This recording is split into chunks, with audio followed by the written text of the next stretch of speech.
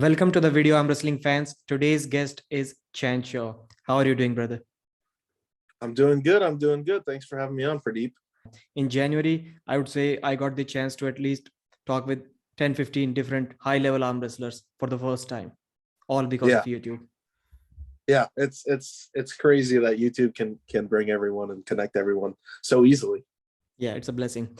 So before we start talking about the current topics, Chance, I wanted to know about your background. So where were you born? So I was born in Orlando, Florida. Born and raised, lived there my whole life. Okay. And do you have any brother or sister who is into arm wrestling, who got into arm wrestling after you or before you maybe? No. So I just have one sister, an older sister, and she's not an arm wrestler. The only family I have that arm wrestles is kind of my dad. He's the reason that I really got into it, but due to some certain issues, he hasn't been able to arm wrestle recently. Yeah, I heard you mention somewhere that your dad was into powerlifting, I think. Yeah. So he was a world champion powerlifter. He competed in the WNPF. His lift was bench press, but we were going to a tournament one time, and the bench press was only bench deadlift, and he didn't want a deadlift. So right next to it was an arm wrestling tournament. So he entered, and I watched it, and it was just super cool. And that's kind of how I got started.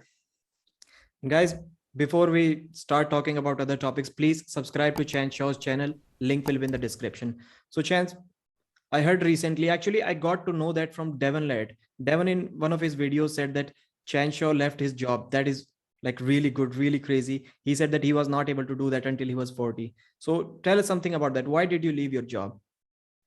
So I just left my job so I can focus full time on not only being an arm wrestler but making arm wrestling a livable income. So as you know, it's pretty difficult to make actual income, at least the amount that you need to live in the United States through arm wrestling. So if I don't set aside a full amount of time to make it happen, I don't think that it's going to be able to happen. So I quit my job. It's actually been a while since I quit. In August. My full-time job, I was working part-time until I just quit that to move to Sweden. When did I move here? 3 weeks ago now.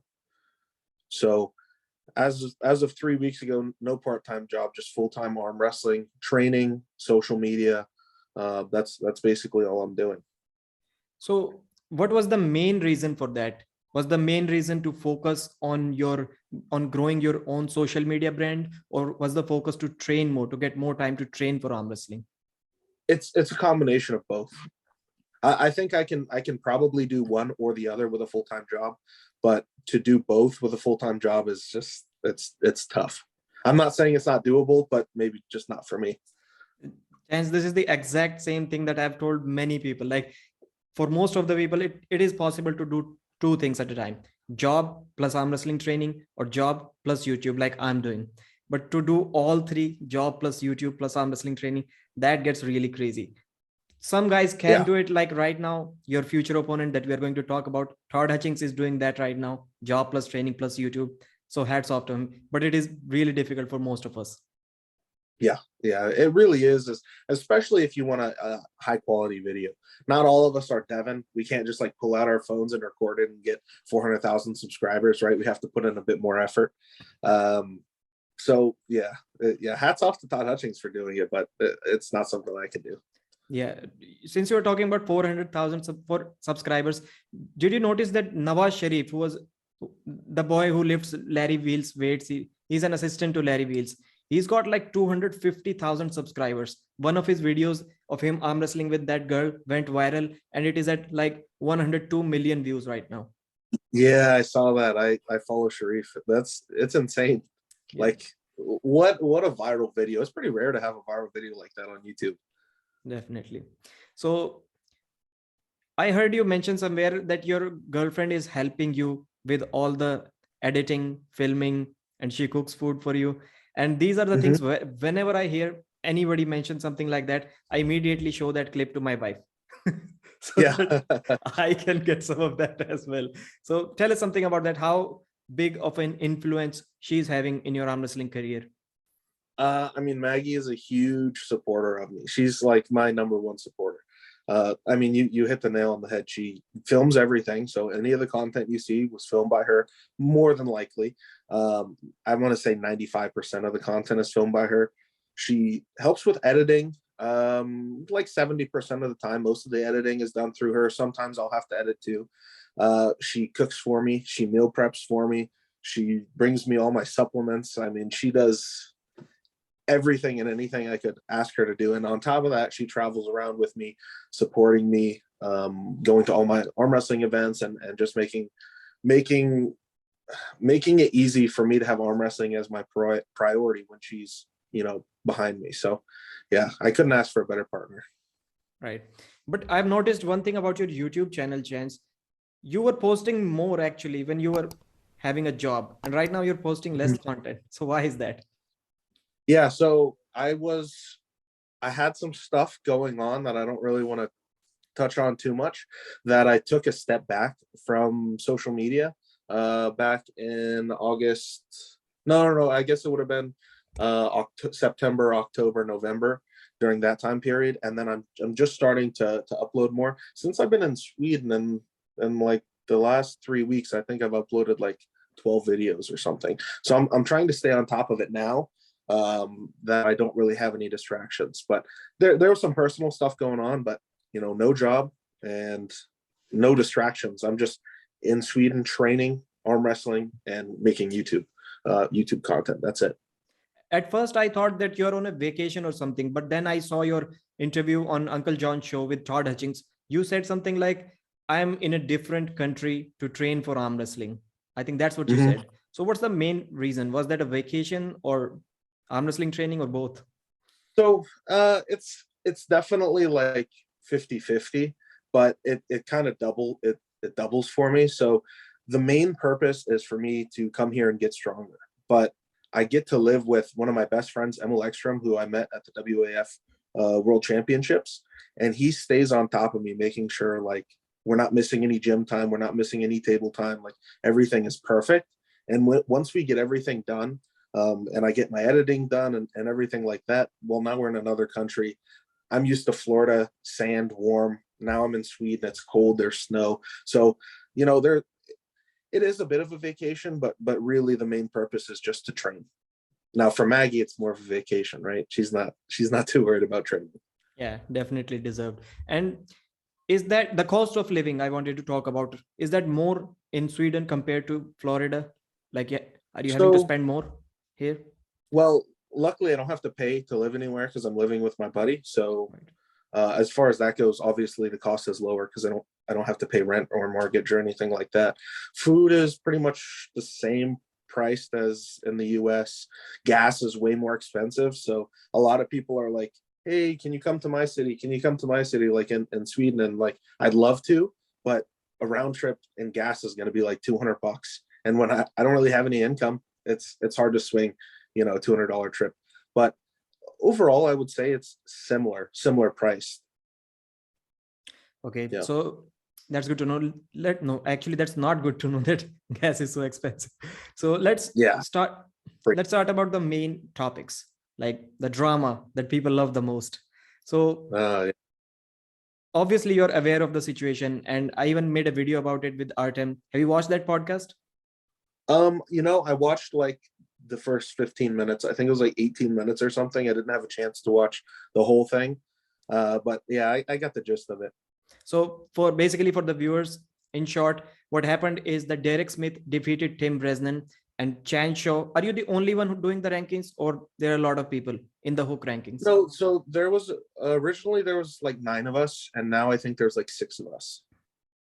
Okay. Well, originally I should say I was given the rankings by Chris Gabi like 2 years ago.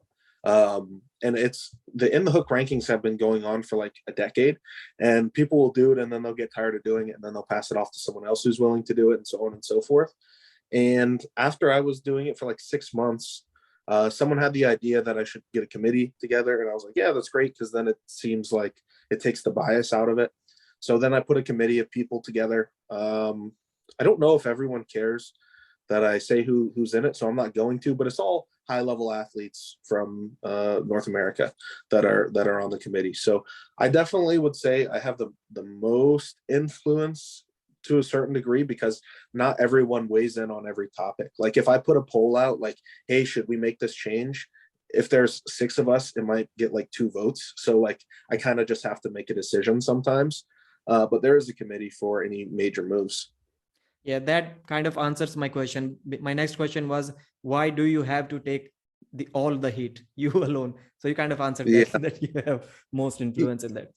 Yeah, So I mean, not do I have most influence, but the people I asked them to help me with it, I don't think that they want to take any of the hate. So I guess I'm fine with taking the hate. Like I hate it, but I'll do it. That way, I at least have some help and some more accurate rankings. yeah, that happens on YouTube. I've also noticed that you don't want the hate, but when it comes, it doesn't really matter. Like you're not thinking about it all the time. It is not affecting your life or anything. It is kind of Right. okay. Yeah. So Yeah. yeah, so from my understanding, what happened is Tim Bresnan was ranked 5th before that or 4th. Tim Bresnan was, so it went Devin, Michael, Dave, Tim Bresnan, Todd Todd Hutchings. Hutchings. That was your Right. top 5. So Yeah. so Derek defeated Tim Bresnan, and Tim Bresnan is now at 6, Derek Smith at 5, and Corey West is at 7th. And Corey West didn't like it why Derek Smith moved above him without even beating him. So what do you have to say about that? Michael Todd's live stream, if you watch that, what is your response to? I didn't watch Michael Todd's live stream. So I don't want to get too involved in like calling anyone out or anything like that. But the thing is if you beat someone that's ranked higher than someone else, you will jump someone. So for example, Derek Smith was ranked 19 and now he's ranked 5. Derek didn't only jump Corey. Keep in mind, Derek jumped 18, 17, 16, 15, and so on. He jumped me as well. Me and the people below me, we have not beat Tim Bresnan. If we had beaten Tim Bresnan, we would have taken his ranking spot. If I thought that Tim Bresnan was an easy target and I wanted to climb ranks, I would have also pulled Tim Bresnan, right? And then I would have jumped. And anyone could have done what Derek did, essentially. Derek decided to put the money out of his own pocket to pay Tim Bresnan to be his super match, fly him out, offer him the money, whatever, set up the match, and then he won. So I think Derek did what he was supposed to climb rankings. As far as jumping people, I don't think anyone, not Corey West, not me, not Wayne Withers or Mike Aiello or anyone that got jumped, I don't think that any of us are entitled to a match with Derek Smith just because we're upset that we were jumped. With time, as people pull each other and as more matches happen, the rankings will kind of sort out better. We have had a lot of super matches in the last 2 years, but we haven't had a lot of super matches with the top 5 to 8 guys. And that's where it kind of becomes a little difficult to do the rankings. I know someone was complaining that I put Todd Hutchings at 4th, and because I'm going to pull him and I just want the 4th spot. But no one wanted to ask me before they started making accusations. And I've talked to the main people that did it. Todd is 4th now because we had no real data between Tim and Todd. And Tim over the last couple of years has just been pulling in Europe. So we didn't really have enough data.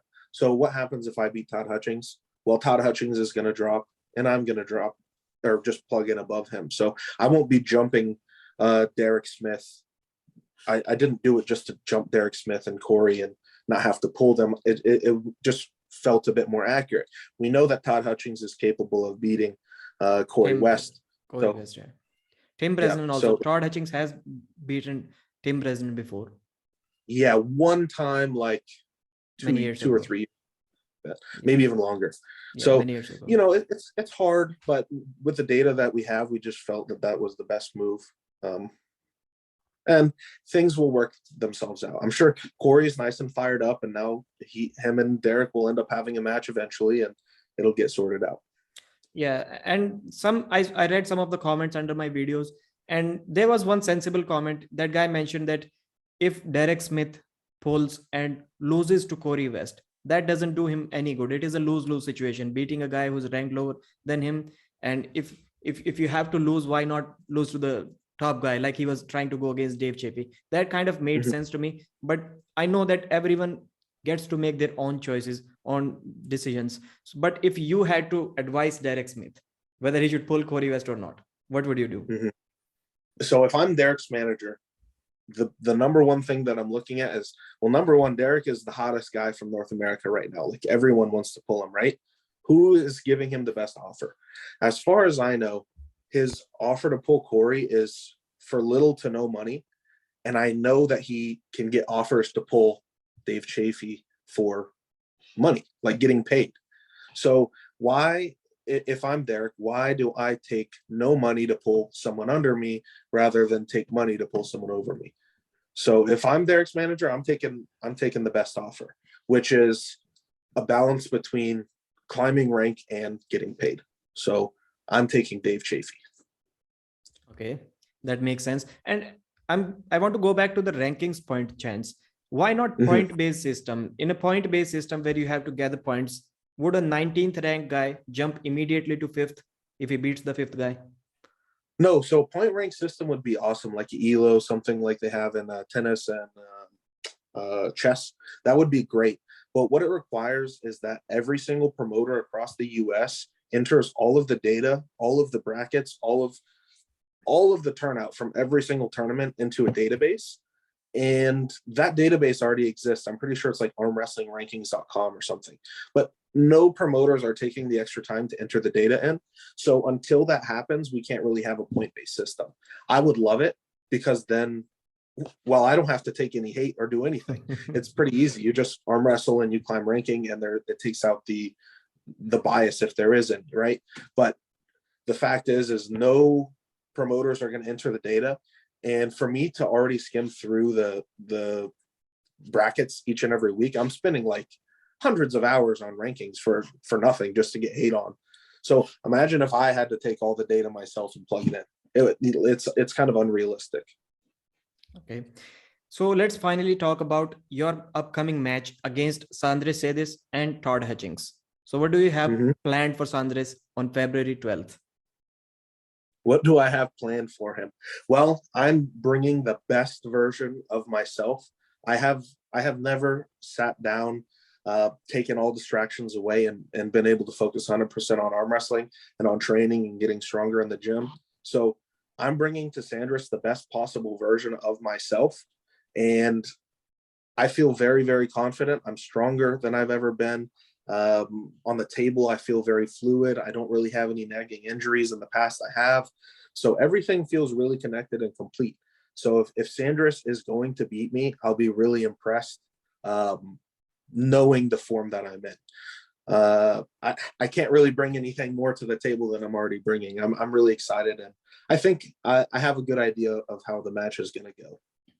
So what is your approach for a big competition? Is it like Devon Laird, who stops kind of training almost about 2-3 weeks out? Or is it like Todd Hutchings, who trains up to 4 days before an event? Yeah, neither. I'm not going to take like 2 or 3 weeks off, but I'm also not going to take no time off. Usually I take 2 weeks off of arm wrestling, and I take like 5 to 7 days off of the gym. So right now you're just working out in the gym. Yeah. Okay, so let's finally talk about, and by the way, guys, please purchase the Core Sports event, East versus West 2 event from coresports.world. $13, I think it is right now. Very cheap still for 15 plus high level elite arm wrestling matches, the biggest card anyone has ever seen. So finally talking about Todd Hutchings, your match against Todd Hutchings. What date is it? I think it is in April 22nd, if I remember correctly. April 2nd. Okay, 2nd. So tell us something about that match. People believe that you are a huge underdog in that match. Yeah, I mean, I should be a huge underdog in that match. Todd Hutchings is on fire right now, and I'm coming off of one loss. Well, if I beat Sandris like I plan to, then I'll be coming off of one win, and maybe the match looks a little bit closer. But Todd is a legend, and I want to pull the legends. I want to pull the best guys. A lot of people were saying I didn't really get a great version of John Brzenk. I still lost to him. So now that there's a great version of Todd Hutchings, I don't really have a shot. But stylistically, I really like my matchup against Todd Hutchings. Todd Hutchings has struggled in the past with low hand top rollers. People like, not like Matt Mask, but like Jordan Sill, whole hand top rollers. Jordan Sill beat him December of 2019, I believe it was. I don't know if you remember that tournament. Yeah, I remember that. Mike Aiello has also pinned Todd Hutchings. That was about a year or two ago as well. But Mike's style is completely different. He pinned him inside. It is completely. I doubt that you're going to do that. Yeah, so I'm saying stylistically I match up well with him, and then also people that I have beaten have also beaten. Yeah, I got it. So I don't think that it's a complete mismatch like a lot of people think, but Zoliev was able to take his hand and control the match. Obviously, I don't have the same speed, but I have more size.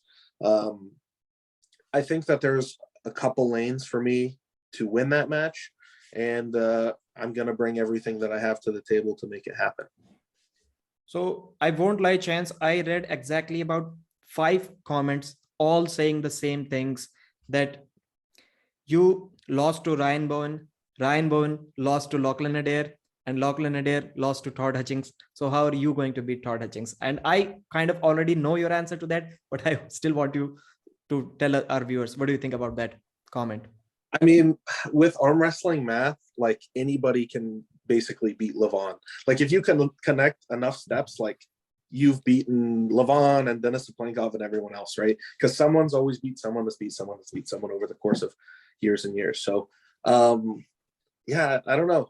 Ryan Bowen beats me, but Ryan Bowen lost to Lachlan, and Lachlan lost to Mike Aiello, and Mike Aiello beat Todd Hutchings. So there you go. There's my arm wrestling math figuring it out.